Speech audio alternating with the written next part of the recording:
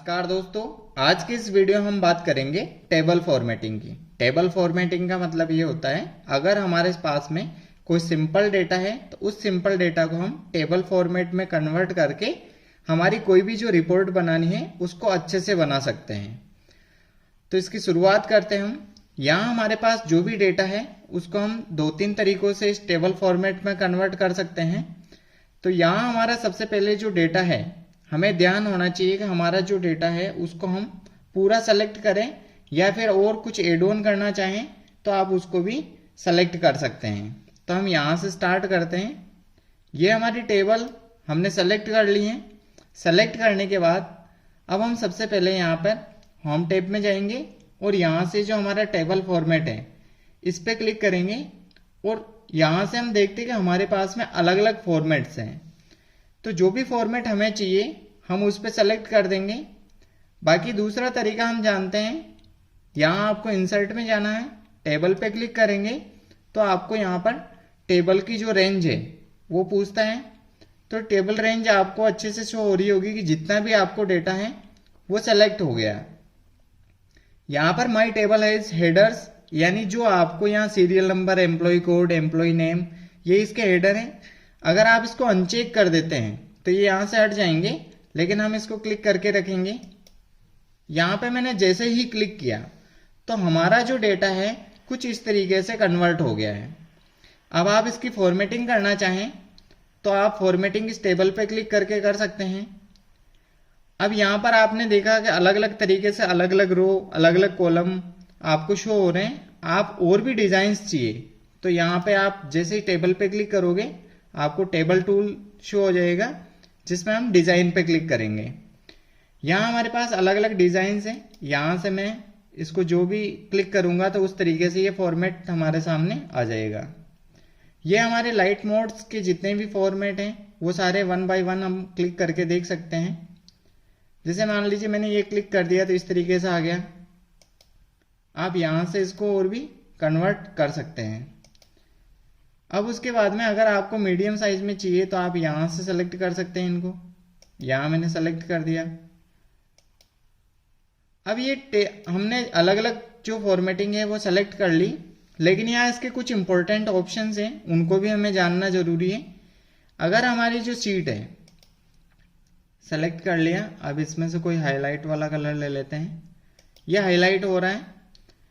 अब यहाँ पर जो हम डिजाइन पे जैसे क्लिक किए, हेडर, उसके बाद first column, last column, filter button यहाँ हम अगर हमें नहीं चाहिए तो हम यहाँ फिल्टर बटन को अनचेक कर देंगे। अभी मैंने अनचेक कर दिया तो यहाँ फिल्टर बटन नहीं आ रहा है। वापस अगर हम इसको क्लिक करते हैं तो यहाँ से हमारे पास फिल्टर आ जाता है।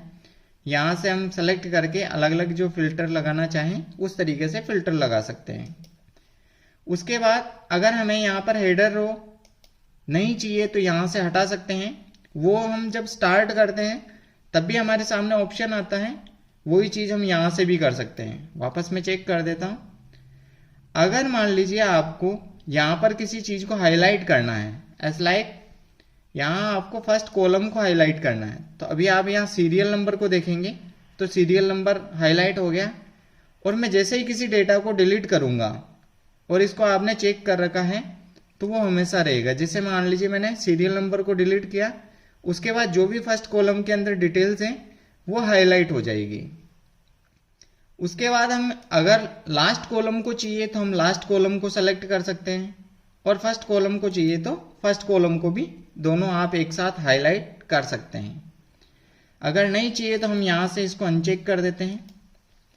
उसके बाद हमारे सामने है बैंडेड रो एंड बैंडेड कॉलम्स। आपको जो ये लाइनिंग दिखाई दे रही है, जैसे मान लीजिए यहाँ मैंने फर्स्ट वाली रो को सेलेक्ट किया तो ये वाली लाइन के अंदर पूरी रो है, उसके बाद में ये ब्लैंक है, उसके बाद वापस कलर्ड है, उसके बाद वापस हमारा वाइट है। तो ये बैंडेड है, हम इसको अलग अलग तरीके से यूज कर सकते हैं। यहाँ अगर मैं इसको अनचेक कर देता हूँ तो अभी आपको ये नॉर्मल दिखेगी, लेकिन अगर वापस आपको चाहिए तो आप यहाँ से इसको चेक कर दीजिए। अगर सेम आपको कॉलम चाहिए, मान लीजिए मैं इसको यहाँ से अनचेक कर देता हूँ, अब मुझे कॉलम चाहिए तो मैं कॉलम पे क्लिक कर देता हूँ तो कॉलम भी आपको हाईलाइट इस तरीके से हो जाएगा। लेकिन जो बेटर, अगर हमें दोनों ही चाहिए तो दोनों इस तरीके से दिखेगा, तो हमारा डेटा हम सही से नहीं जान पाएंगे, क्योंकि हमने कॉलम और रो दोनों को ही हाईलाइट कर दिया है। तो यहाँ से मैं एक चीज को करता हूँ, यहाँ से हम रो को करते हैं, तो रो हमें बेटर लग रहा है तो हम रो को रखेंगे। ये हमारे कुछ ऑप्शंस हैं जिनका उपयोग हमने किया। उसके बाद अगर हमारे पास में जो डेटा है उसको हमें रिफ्रेश करना है तो हम यहाँ से रिफ्रेश कर सकते हैं। उसके बाद हम यहाँ पे चलते हैं। हमारे पास कई बार टेबल के अंदर कुछ ऐसा डेटा होता है जो डुप्लीकेट वैल्यू होती है। एग्जाम्पल, मैं यहाँ से मिस्टर महेश कुमार की जो डिटेल्स हैं इसको यहाँ से कंट्रोल-C कॉपी करता हूँ और यहाँ पे कंट्रोल-V कर देता हूँ। ये मेरे पास डुप्लीकेट वैल्यू आ गई है। अगर आप वैसे भी टाइप करना चाहें इसमें, जैसे एग्जाम्पल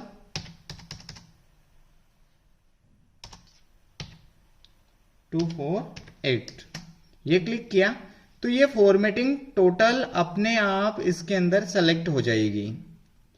अब यहाँ जैसे ही सेलेक्ट हुई तो ये अपने आप नीचे की तरफ आ गया।